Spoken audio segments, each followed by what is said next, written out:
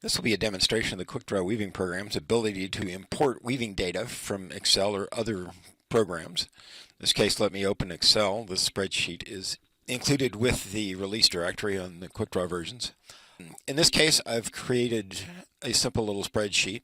So let me select a chunk of it. In this case, I'm going to control the number of shafts, the threading sequence. I want to be able to control the colors, the thread sizes, as well as the thread thickness. First question, I've selected that, and if I hit a copy, just for reference, if I go down and open a notepad and paste that in down there, the numbers from Excel are simply pasted in as ASCII numbers, and they are tab delimited, so anything that generates a tab delimited sequence could be used this way. I'm going to ignore that. So I've got that sequence on the copy buffer. There are several places I can paste that. From a warp weft editor, the Excel import is here. I can also paste it as a name draft or as well as the pattern line on network drafts. I'll talk about those in a minute. So I'm going to import the basic threading information. And that is the pattern that it's notice the threading sequences starts at treadle 1, 2, 3, 4. So if I go back over here to the Excel side, I can see the treadling sequence. I can see the thread numbers. Now you'll notice the palette here had multiple colors. The palette I pasted was only a monochrome palette. So let me ask for the rest of the rainbow colors. And let me import the Excel again. This time it is imported the color indexes from the palette so that I can do that any way I want to. I could use shades of gray, blue, red, whatever I wanted to do. You'll notice the threading sequences there. The colors have been filled in. You'll also notice the thread sizes and spacing has also been controlled. So there's actually more power here than there is normally on the editor, where you have control over thread size but not necessarily the spacing. So that gives me the basic capability of creating a pattern out of using Excel as a source. Now the other things I can also do, I can import that as a lift plan. Now let me go back for a second. You'll notice the threading sequences here are straight shaft numbers. And when you're dealing with single shaft, that's fine. When I go to a lift plan, the question of how best to define a lift plan, I can identify it as shaft numbers separated by commas. For example, if I copy that lift plan and I import that, so it will import exactly what I've told it to import. So there I see the lift plan that I'd imported, and it hadn't changed the other information. Now the formatting on this, the first column tells me what it is I want to import, and the next columns are simply the data sequence. So for example, if I ask for a lift plan that's weighted, now I need to go back through and figure out how to identify that. So what it actually uses is bit weights. So for shafts 1 through 3, 4, 5, it will use the binary powers of that, which is what the weights here would show. So if I want shafts 1 and 2, I would actually ask for 1 plus 2 is 3. Or if I wanted shafts 3 and 4, it would 4 plus 8 is 12. So from a human being's point of view, the lift plan separated by strings is easier. If you're trying to generate it dynamically from Excel and those tools, combining bits this way is an easier way to do it. So if I ask for the same, this would be the same lift plan here. So it's not really going to show much difference. Let me go through and change that gives me a different lift plan. So if I paste the Excel import, it goes back to what it had. So it's now replaced that lift plan with the new one. So that's two different ways to do exactly the same thing.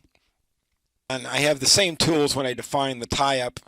So as in a lift plan, if I want to do a tie-up, I can do that the same way here. If I copy that, as I import that, it's now shifted back to a tie-up. It's actually shifted to a multi-treadle, but it's now pasted that tie-up in. I can do the same thing with the tie-up on the weighted bits. Now, another thing I can do is also I can import the text string from a name draft. So if I copy that, actually I could paste that at any one of the Excel imports here. If I paste it, it recognizes the name draft, so it's kind of filled in the equivalent characters of those letters from the Excel spreadsheet. I can import that again here. I can then generate name drafts based on those patterns. It was a straight twill, so it's going to give me pretty straightforward patterns there. The other thing I can also do is come back in with the design lines in network drafting. So in this case, let me ask for network shafts, and I can directly control all 4 of the ribbons should I want to. So I'll just grab this whole set, copy that, and if I paste that, it's now set up the pattern line. This is, if you look over here at what that pattern line was, it was a straight little triangle, flats out for a while, and then another triangle at the end. So that's what those filled in from right to left. And the ribbons, there's actually 3 different ways to define the ribbons here. I can do it as comma-separated fields, as I did on the tie-up and the lift plans, or I can use weighted.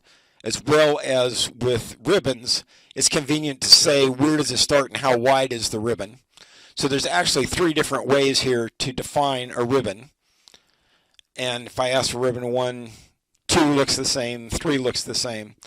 So I've actually got an extremely powerful capability of defining a pattern however I want to, algorithmically, and do whatever I want to.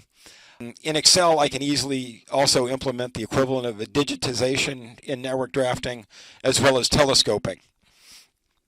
Thank you. This will be a quick update to the Quickdraw weaving program's ability to import things from the Excel program. So let me start out and show you what the update is here. What I've specifically added is a function to define multiple threads of the same characteristics for either the warp or the weft. Now, this particular example, what I want to do is set up a Fibonacci series where I've got 2 colors and the pattern's going to fade from one side to the other. So the Fibonacci series, a normal series, is defined here. Each cell is equal to the sum of its 2 predecessors. So you see the progression across the top here. First one runs quite a ways up. You'll notice how fast the series grows. And then the second series is going to be going the other direction, so I've just reversed that sequence. So now that I know how many threads I want in each position. So I've got a total of 108 threads accounted for there. So what I've now defined is for the first thread, it's going to be 1 thread, color number from the palette, which shaft I want it on, if I want to put it on a specific shaft. Then it's going to add 21 threads, different color, second shaft. I can define the spacing, thickness, size. Normally you use either size, which is normally what the Quickdraw interface would use, or spacing thickness, which are underneath, as I've described earlier. Or if you don't need to worry about those, you can just ignore it and copy whatever you want. I'll show that in a later example.